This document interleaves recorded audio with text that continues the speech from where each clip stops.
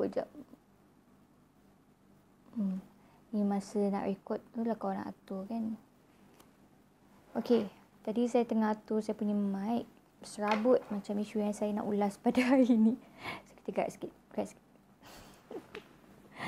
Hai, Assalamualaikum warahmatullahi wabarakatuh dan salam sejahtera. Welcome back to my channel. Thank you very much masih lagi sudi view video-video saya dekat dalam my YouTube channel ni. Dan terima kasih sebab sudi subscribe. Yang belum subscribe, tekan butang merah dekat bawah tu. Dan jangan lupa tekan juga butang notification supaya anda tidak ketinggalan saya punya video dekat dalam my YouTube channel ni. Saya tahu saya nampak sedikit letih. Saya baru lepas balik daripada kerja.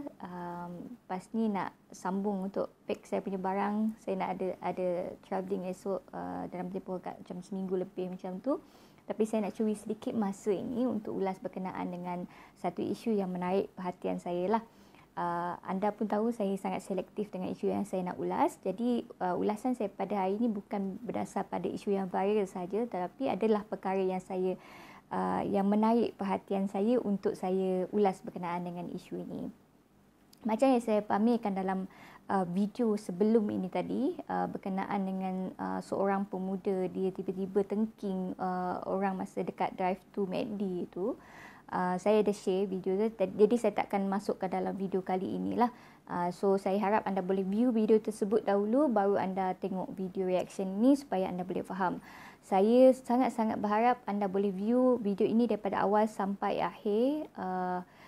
Ambil yang baik tu, tolak yang buruk. Baik itu datang daripada Allah, buruk itu datang daripada kelemahan diri saya sendiri. Okey, maksudnya anda ambillah apa benda yang mungkin ada perkongsian, okey, ada sedikit perkongsian pengetahuan dan pengalaman yang mungkin boleh anda ambil benda yang baik daripadanya. So, apa isu yang saya nak ulas pada hari ini? Okey, isu adalah berkenaan dengan Alkisah pemuda yang dalam video ni tadilah. Okey, selepas video itu tersebar, pemuda ini mengakui kesilapan dia dan memohon maaf atas khilaf yang dia buat. Dia mengaku bahawa dia terlalu mengikut emosi pada hari tersebut. Dan apabila video ini tular, benda pertama yang terlintas dekat fikiran saya, why? Okey, kenapa? Kenapa dia berpelakuan seperti itu? Biasanya apabila seseorang pada peringkat awal dalam video ini, kalau kita tonton dalam 2 minit lebih ini, kita dapat lihat sikap dan tingkah laku dia tak sama seperti mana minit awal. Cuma dia ada perubahan sedikit pada pada saat-saat yang akhir. Maksud dia video itu tak salah saya lebih kurang dalam 2 minit lebih.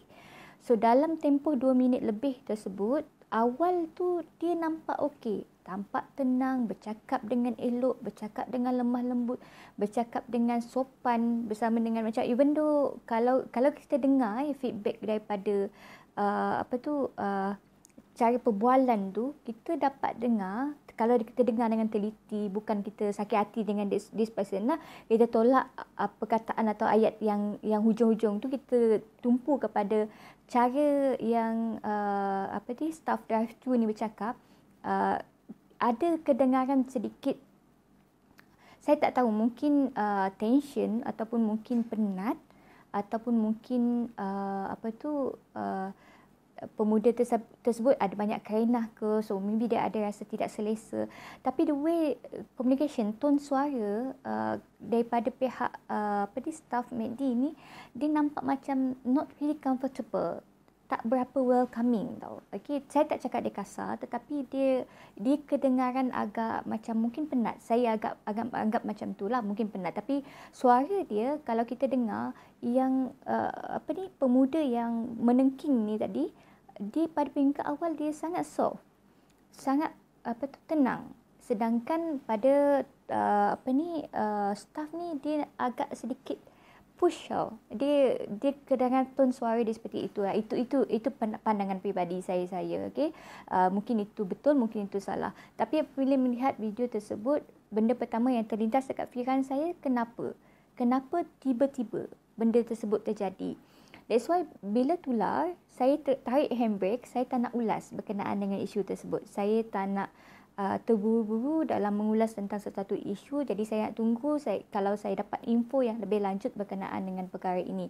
Kemudian saya dapat lihat tular satu statement yang menghubungkan isu lelaki ini dengan satu lagi adalah apa nama Derek Sterling tu, Mary Kay. This one. yang saya letak dekat sini. Okay. Bila dia menyatakan bahawa sikap pemuda ini tak melambangkan Mary Kay, then saya cepat carilah apa hal, kenapa tiba-tiba disebut pasal Mary Kay kan. So saya jumpalah yang screenshot berkenaan dengan posting tersebut, menyatakan lelaki ini merupakan sales director dekat Mary Kay. Dan kemudian dan apa sebenarnya mencentik minat saya untuk mengulas berkenaan dengan isu ini adalah disebabkan oleh posting lelaki ini. Okay, kita tunjuk kat sini, posting lelaki ini. Dia ada menyebut tentang MDD. Maksudnya MDD start daripada diagnosed with MDD start November 2021.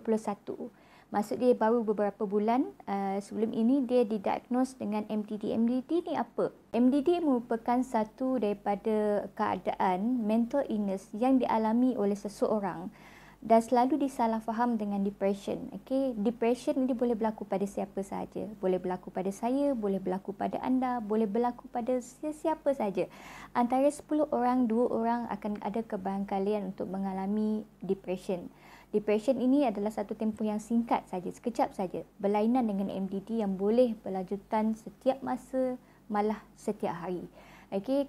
Keadaan simptom yang biasa untuk mereka yang berhadapan dengan MDD ini adalah kesedihan yang melampau, kemudian perasaan resah, perasaan risau tentang sesuatu perkara, tiba-tiba boleh marah walaupun hanya perkara yang kecil, kemudian boleh juga seseorang tersebut mengalami kurang fokus. Ada juga di antara mereka yang boleh mengalami masalah makan, kadang-kadang terlebih makan, kadang-kadang memang kurang makan, tak nak makan langsung pun ada, kurang minat kepada perkara atau aktiviti yang mereka minat dahulu, tiba-tiba bila dah sampai ke tahap mereka mengalami MDD, mereka dah tak minat perkara tersebut, dan macam-macam lagi. Antara benda yang paling common untuk mereka yang berhadapan dengan MDD adalah mereka mengalami kualiti tidur yang sangat-sangat teruk. Bukan macam kita lah, macam kita normal, macam ada gangguan tidur mungkin malam tu macam baru-baru ni kan tahun baru Cina orang main macun, memang kita rasa macam gangguan tidur 2 jam je tidur, lepas tu bangun balik, macam-macam.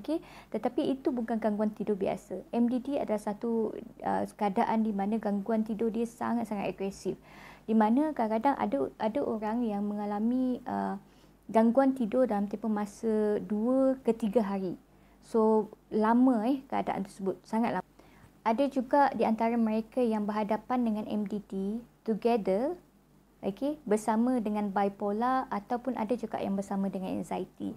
Tetapi kerap saya mendengar apabila mereka yang ada MDD, mereka berkembar, berkawan baik dengan bipolar disorder.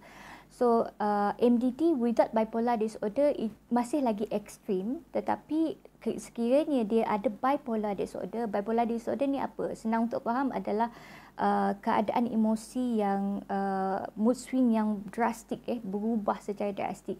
Ada masa dia boleh sangat-sangat gembira, sangat-sangat bertenaga, sangat-sangat agresif, sangat-sangat happy go lucky. Tiba-tiba switch macam tu, dia mood swing dia bertukar kepada someone yang macam rasa penat yang teramat sangat, rasa sedih yang teramat sangat, rasa hopeless.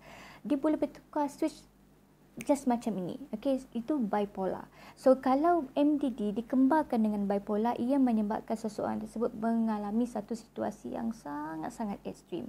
Tetapi jangan salah faham. Ada orang salah faham MDD, bipolar disorder, mereka yang mengalami mental illness ni sebagai orang yang gila.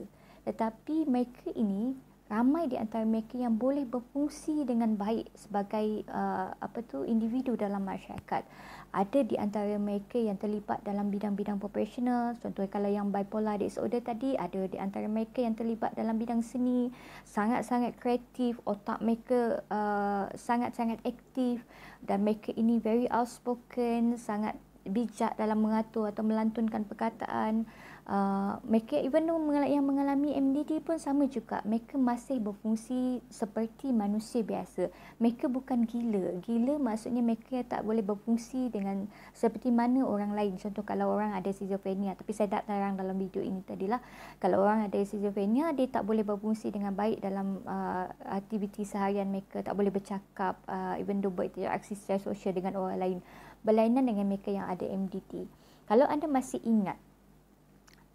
ingat berkenaan dengan peristiwa yang terkait dengan zin nakal suatu ketika dahulu, anda pernah dengar tak yang situasi yang berlaku sekarang ini hampir seperti mana yang situasi yang berlaku pada zin nakal? Pengalaman ataupun tiba-tiba dia bukan seperti itu, sikap dia seperti macam dengan akan-akan, okey, dengan kawan-kawan, dengan kenalan, dengan family dia bukan seperti itu. Tiba-tiba masa dia tengah triggered dengan sesuatu perkara, even kecil sekalipun satu isu tersebut, dia boleh menyebabkan seseorang itu marah ataupun melakukan tindakan yang di luar kawalan. Oleh yang demikian, apa yang boleh dilakukan oleh pemuda ini tadi ataupun sesiapa juga yang berhadapan dengan simptom-simptom yang saya pernah bagi before ini tadi, yang awal video tu, dia perlu jumpa dengan doktor dan perlu dapatkan advice doktor. Tapi selalunya doktor dia akan provide beberapa jenis ubat. Dia selalu common yang biasa saya dengar adalah mereka akan provide 2 jenis ubat. Yang pertama adalah ubat untuk kawal mood dia, sebab selalunya MDD dengan bipolar, kalau dia berkembang dengan bipolar, even though dia berkembang dengan anxiety sekalipun, dia kena ada ubat untuk kawal dia punya mood. Okay? Sebab gangguan yang selalunya adalah pada segi emosi mereka. Maksudnya mereka boleh berubah emosi itu daripada keadaan yang okey kepada tidak okey secara sangat-sangat, kalau macam kita kan, kita sesuatu perkara terjadi pada kita, kita rasa sedih, betul? Kita rasa sedih, but it slowly happen. Macam kita tak terus macam daripada happy, senyum, tiba-tiba muram, sedih, menangis. Tetapi bagi mereka yang berhadapan dengan MDD, dia punya mood swing tu, dia sangat-sangat drastik. So, ubat yang dia selalu dibekalkan untuk mereka yang ada MDD ni adalah ubat untuk mengawal mood, supaya dia lebih terkawal. Kalau dia nak berpindah kepada mood lain, dia masih dalam keadaan yang tidak terlalu drastik lah. Okey, yang kedua ubat yang dibekalkan adalah ubat tidur. Okey, ubat tidur, sebab gangguan tidur ni sangat-sangat obvious untuk mereka yang berhadapan dengan MDD. Ada yang mereka yang tak boleh tidur dalam 2-3 hari. Okey, kita pun yang tak boleh tidur semalam, kita tidur 2 jam 3 jam pun kita rasa terganggu, apatah lagi mereka yang tak boleh tidur dalam tempoh 2 ke 3 hari. Jadi apa pandangan saya apabila ramai netizen, yang ni saya agak sedih sedikit lah. Okay? Saya bukan membenarkan apa yang pemuda ini buat, tapi saya sedih membaca komen netizen menyatakan pemuda ini kunyit, perkataan seperti pondan, datang bulan, macam-macam penghinaan yang diperolehi oleh pemuda ini tadi adalah satu perkara yang sangat-sangat terkesan kepada saya. Kenapa saya rasa terkesan? Sebab apa? Sebab kalau anda tak suka tingkah laku dia, anda tak suka tengok dia cakap buruk pasal orang lain, anda tak suka dia marah orang, anda tak suka dia kurang adab, tetapi end up anda jadi orang yang sama seperti mana yang anda tak suka tu tadi. Maksudnya bila anda tak suka dia maki orang, dia cakap buruk, dia cakap benda yang tak beradab, tetapi anda pernah tak tanya diri anda sendiri, anda beradab atau tidak? So kalau kita, ini nasihat untuk diri saya sendiri juga ya, bukan hanya untuk anda, tapi untuk diri saya sendiri. Apabila kita berinteraksi dengan sesuatu peristiwa, suatu keadaan, kita tak suka perbuatan dan sikap dia, nasihat dengan baik, jangan gunakan kata-kata makian dan jangan gunakan kata-kata yang sama seperti mana apa yang dia buat. Kalau dia bercakap benda yang tak elok, dia bercakap benda yang macam memaki hamun, dia cakap orang tu pekak lah, apalah macam-macam lah perkataan yang tak elok tu kan, tapi kita menuturkan perkataan yang sama seperti mana yang dia perkatakan oleh orang yang kita benci tadi. Ada orang yang kita tak suka dia punya sikap. So itu antara nasihat saya untuk netizen lah. Namun yang demikian, saya tidaklah membenarkan apa yang dilakukan oleh pemuda ini dan menyatakan apa yang dia lakukan itu elok. Tidak. Saya tak setuju dengan apa yang dia lakukan, tetapi sekiranya pemuda ini dan memang ada MDD, saya faham keadaan tersebut, kenapa tiba-tiba dia triggered dan tiba-tiba dia melakukan tindakan seperti itu. Mungkin benda tersebut di luar kawalan dia ataupun mungkin perkara tersebut bukan disengajakan. Jadi saya harap kita semua bolehlah bagi peluang kedua seperti mana kita selalu bagi peluang pada diri kita sendiri.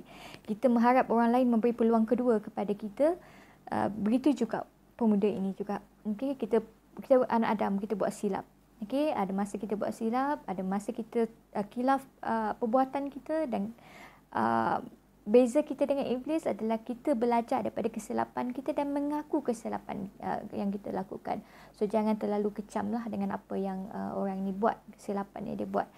So saya harap anda boleh dapat manfaat daripada video kali ini. Saya harap saya minta maaf sekiranya apa yang saya cakap ini menggugis perasaan mana-mana pihak, dan saya berharap anda boleh dapat info sedikit berkenaan dengan MDD, bipolar dengan mental health. So I think that's all for me. Thank you very much for watching and have a good day guys. Assalamualaikum warahmatullahi wabarakatuh dan salam sejahtera. Bye bye.